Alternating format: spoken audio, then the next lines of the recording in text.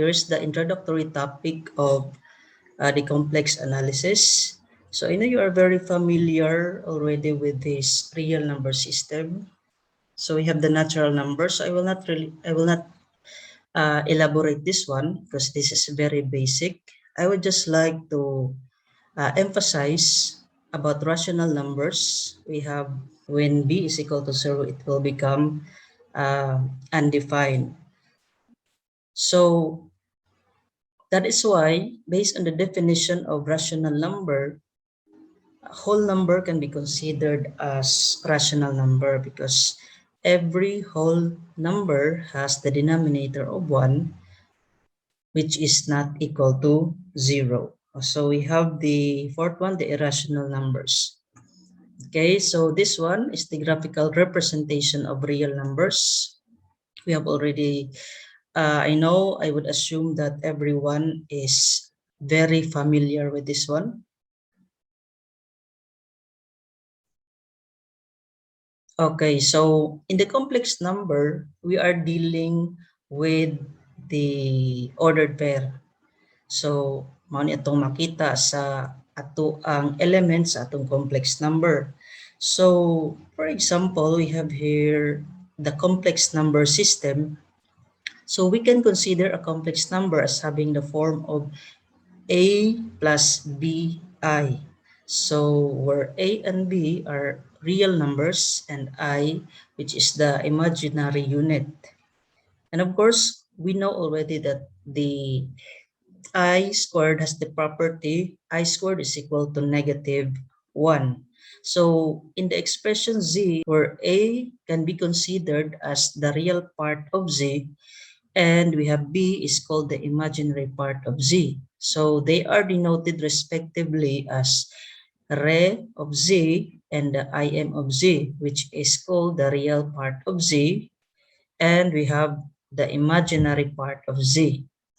So the symbol z, which can stand for any complex number, is called the complex variable. So we have two complex numbers a plus bi and c plus di are equal if and only if, so this is a biconditional statement, a is equal to c and b is equal to d. So real numbers is or as a subset of complex number, because if we can consider complex number as the biggest or largest group of numbers.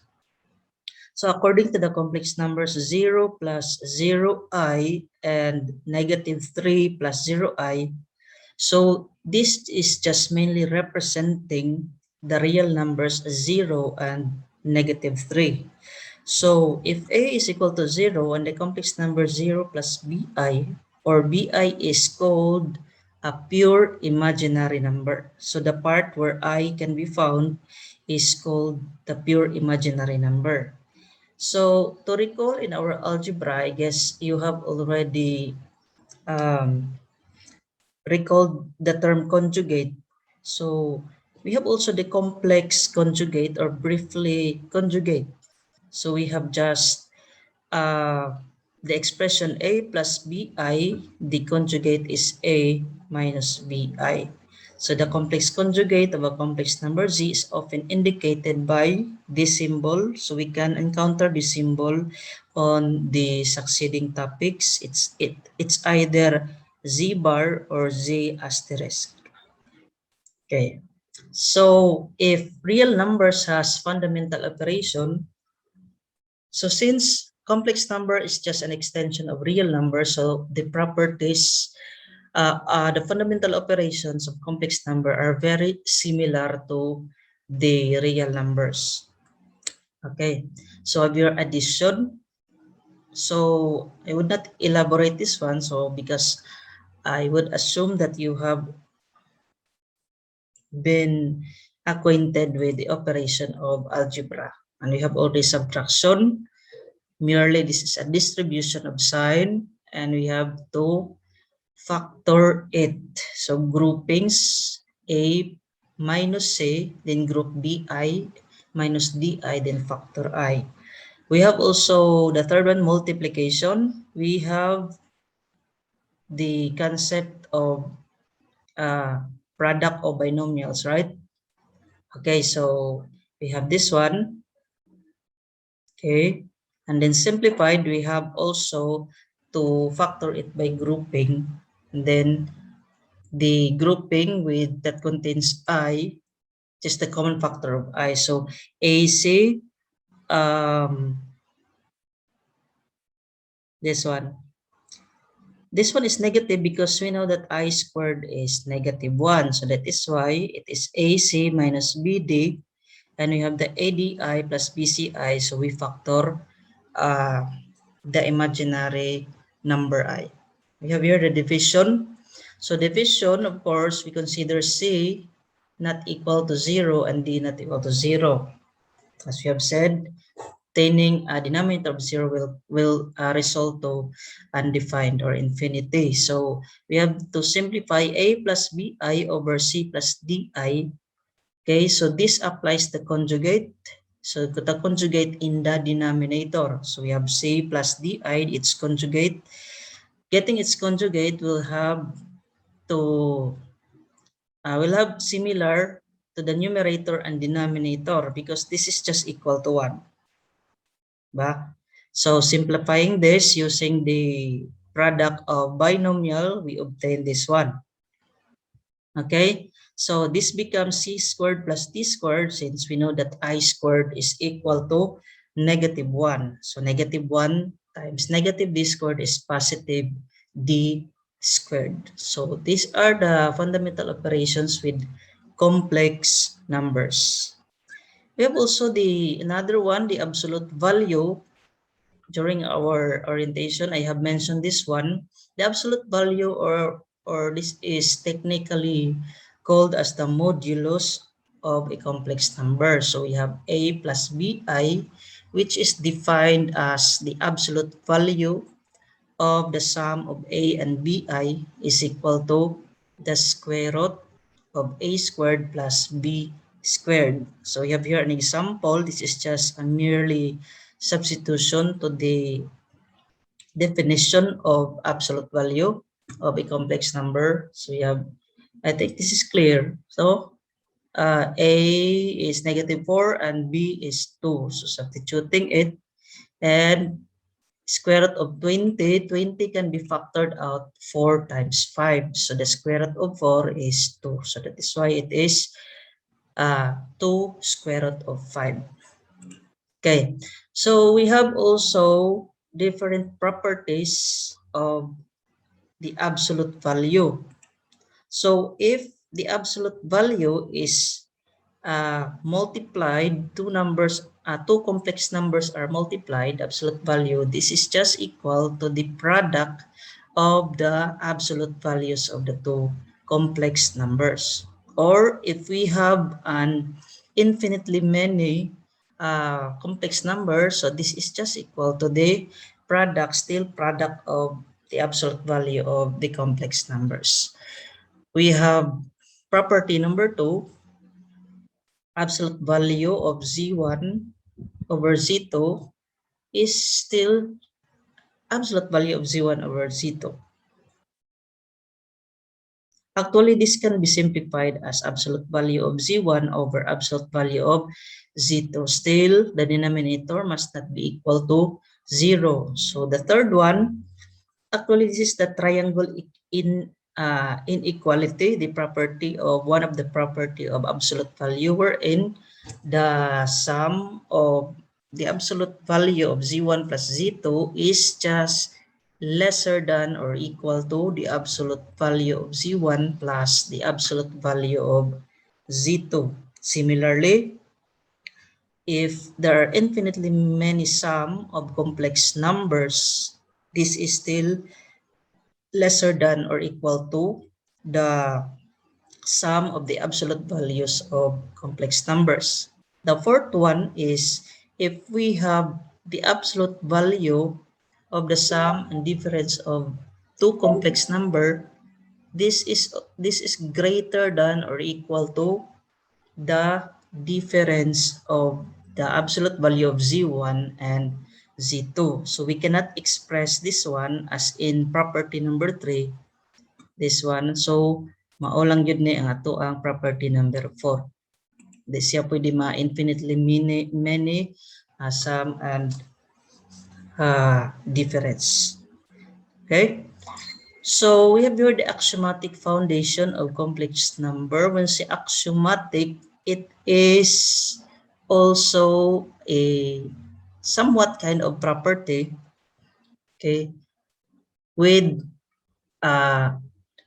mura siya og definition siya sa ato ang complex number system. Murag property lang gyapon siya. So we have here the equality. Okay, this one, I think that is very clear. And we have also the sum. Just have to add the first coordinate, and then the second coordinate, just have to add also. And we have also the product AB and CD. So we have here A product of AC, okay, minus the product of BD. So that would be our first coordinate, and then the second coordinate is A times D plus BC. Similarly, if we have also M as a number, it will just be distributed to the ordered pair A and B. Okay, so let us take this one. Okay, this one, the I squared, this one. The I squared, if you are going to elaborate this one, diba, as I have talked in the previous, that this -1 and 0, this is just equal to the -1 in the real number. So since this is a complex number, as what I have said, the elements of complex numbers are ordered pair. So that is why I squared, pwede na to maingon nga I squared is equal to -1 kung naa siya sa real number, pero we can have I squared -1 and 0. Naura na siya. So we can express -1 and 0 by multiplying the two ordered pairs. So equal ra di ay na siya sa 0, 1 o 0, 1. Duha ka 0, 1. Why? Because when we have this one, our AB is 0, 1 and our CD is also 0, 1. So 0, that is AC, di ba? 0 times 0 is 0. Minus BD, B is 1 and D is 1. So 0 minus 1 is -1. And then we have AD. AD is this one, A and D, 0 times 1 is 0, and we have plus BC, which is 1 times 0 is still 0. So that is why the result is -1 and 0. Okay, next one, we have the theorem.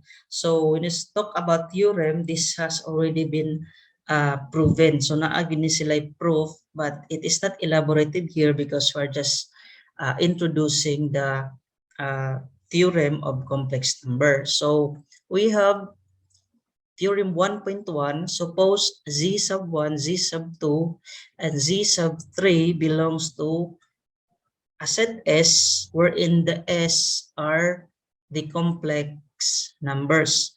Then, so we have here, this is very similar, no? You have already encountered this one to the properties of real number. Maura mo gini sila, oh. And the concept also is similar. Similar lang yun sila, oh. So we have z plus 1 plus 2. Of course, the closure property, kung nadiri ang sum, kanya ang product, nig-multiply, naragyapon sa complex number. Tinuod man na kay mag-multiply kag number o mag-add kag number, naraman gyapon siya sa elements sa complex number. Okay. This one also is commutative. I guess I don't need to elaborate this one. Master na gyud mo di ani. I know you have already mastered this one. Okay, so let us try to elaborate some asaman ani kani number 8. For any complex number z1, there is a unique number z in S such that z plus z sub 1 is equal to 0. Inverse. This is just an inverse. Diba? Itong mga numbers, there is always a number exists wherein the product is 0. So, itong mga 5, so inverse niya is negative 5 to make it 0. Maura ni sa property of real number. And of course, there's also number 9. Simplify lang na to. For any or for all z sub 1 not equal to 0, there is a unique number z in S such that ang product ko na niya is just equal to the commutative product of z and z1 is equal to 1. So, may pasabutan z is called the inverse of z1 with respect to the multiplication. So, to simplify this one, tanan ko nung mga numbers not equal to 0, na siya inverse of that number. So, mararagod na siya in simplified form. 2, ang inverse is 1/2. So, inig-multiply na to, equal to 1, yun na siya, di ba? Or 1/2 times 2. Mga 5 is 1/5. So, inig-multiply na to is equal to 1. So, with this one, with this theorem, kani mga properties niya from 1 to 9. So, kung masatisfy na siya, this S, which is the set of complex number, will be called a field. Okay, so kaninga term, nakaibaw na ta. So, basta mo naatanan ang mga properties 1 to 9, gitawag na siya og field. So, that is why kung mag-prove mo og theorem, like for example, prove that the set M with the conditions of is a field. So, kung ingon og na condition nga i-prove nato nga field si set M, kinahanglan mapakita nato ding 9 ka properties. So, ingana pag-prove ang ato ang for example na atay statement nga i-prove siya nga field siya. Okay?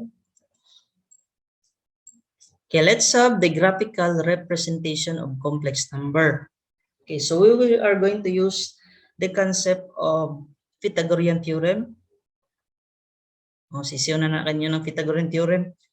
C squared is equal to A squared plus B squared based on the right triangle in the coordinate rectangular coordinate system sa Cartesian plane na to, no? So we recall the unit circle, diba, sa ato ang trigonometry na ta unit circle adto which has the radius of 1, and then maka-create ta og intersection. From the intersection, we are going to have a degree which is tangent to the arc of the circle, and then we can create a triangle, diba? So, di ba, ingani nigporma. Anad mo ano? Okay, so, with this one, kay naman ta sa complex number, ang complex number has the form of x plus iy, di ba, maman yung a plus bi ganiha, can be considered as an ordered pair of real numbers. So, we can represent such numbers by points on the xy plane or the Cartesian plane. So we can have this one like this, for example, kani. So we refer to the x and y axis, the real and imaginary axis respectively, and to the complex plane as the z plane. Asa man dapit ang z plane ani? We'll talk that later on. The distance between points or 2 points z1 is equal to x sub 1 plus y sub 1. Mani gitawag di ay. Ang pagka-define sa z-plane is kani siya. And z sub 2 respectively. Okay, in the complex plane given by the absolute value of z sub 1 minus z sub 2, which is equal to, this ang managikuha, di ba? Definition ni siya sa ato ang complex number, which is the, sa to? Kani siya? Ano, I mean, z1 minus z2, kani siya is the distance formula of 2 points. Correct na to ha. This is the distance. Kinumdum pa ba mo sa inyong analytic geometry? Distance between 2 points.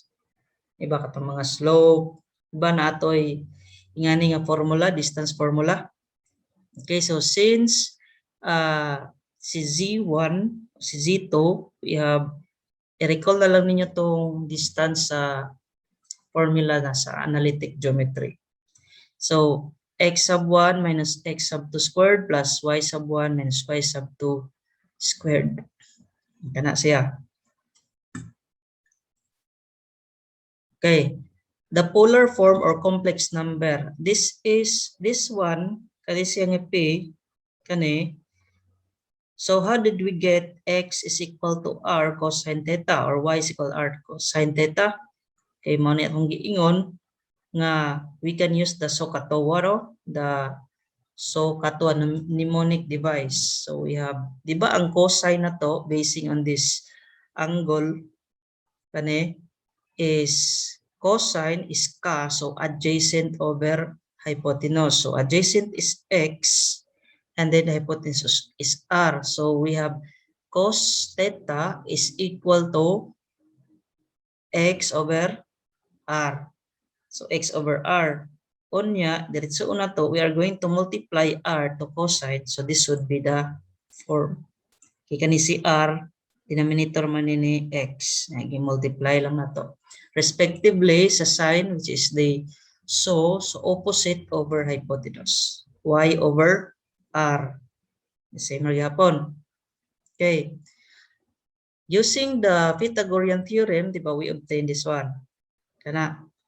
And we know that x squared plus y squared is equal to absolute value of x plus iy. Since we are in the complex number, so kadto gitong mga naunaan si a plus bi. No? So this is called the modulus or absolute value of z, which is equal to x plus iy. So kung makadungog mo nga modulo z, kani, this refers to the absolute value. And then the theta here is called the amplitude or argument of z, denoted as arg. So makita na to ni sa mga notation on the succeeding kanang topics. Okay. Okay, so we have here, this is merely substitution, diba? Because z is x plus iy, so we have x is r cos theta plus I kani siya, din si y kay r sin theta man. So meaning si r is common, so gi-factor lang na siya. Mao ni siya. So z is equal to r times cosine theta plus I sin theta is called the polar form of complex number, wherein r and theta are called the polar coordinates. Mana siya. So we have also another theorem. Kani atong gipang take note nga mga hinumdumin ninyo because magamit ni siya sa ato ang succeeding topics.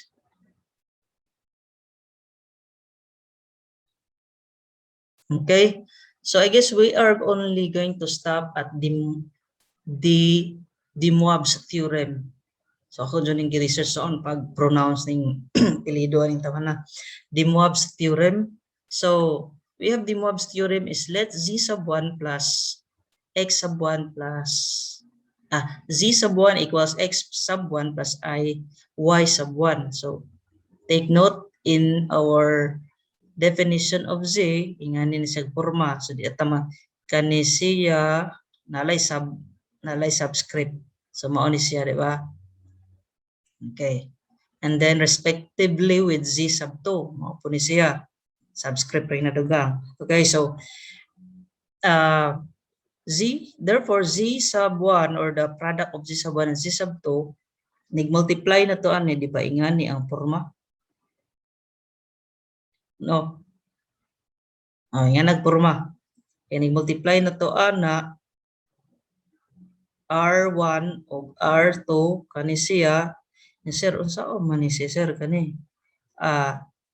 Theta sub 1 plus theta sub 2. Nya kani pong theta sub 1 plus theta sub 2. Na siya.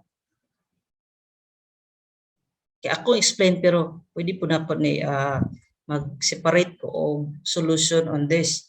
Ako lang ihatag nga overview is I guess we have this one is using the kadto bitong property sa ato ang trigonometry bitaw class kani bitong sum and difference identity. So murag gi-applyan ni siya dire. Hindi lang I will show it, no. Ako na ning i-elaborate lang. Mag-light lang ko og notes about ani. Okay, so we have this one. Respectively, si Z1 over Z2 is equal to, kamao ni iyang formula respectively. This is product and this is the quotient. So the product is expressed this way and the quotient is expressed in this way.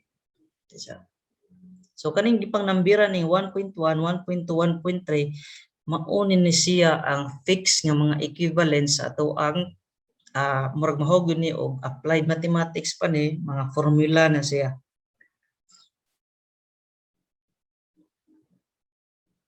Okay.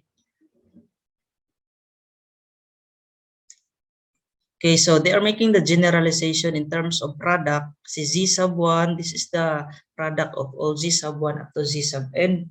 And of course, the product of r sub 1 to r sub n. And then we had de-assumed the infinitely many theta sub 1 to sub n, of course, the sign.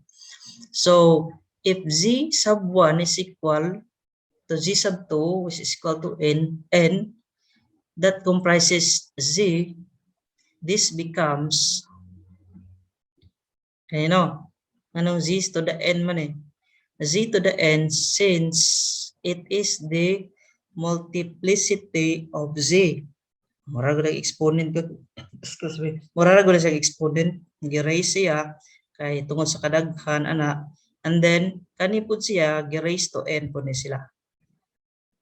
Kana.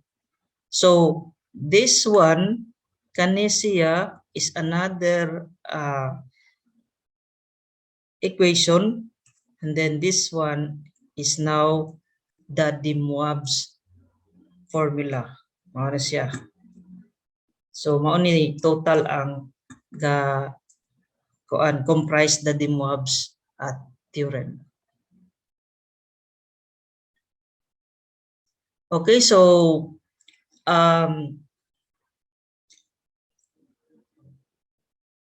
any question? Don't worry, I am going to have separate notes sa mga steps. Kay nga ni man po inyong reporting po ho, no?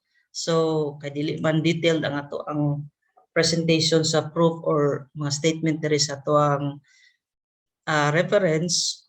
So I will be requiring you to have a detailed solution on the topics that you will be assigned.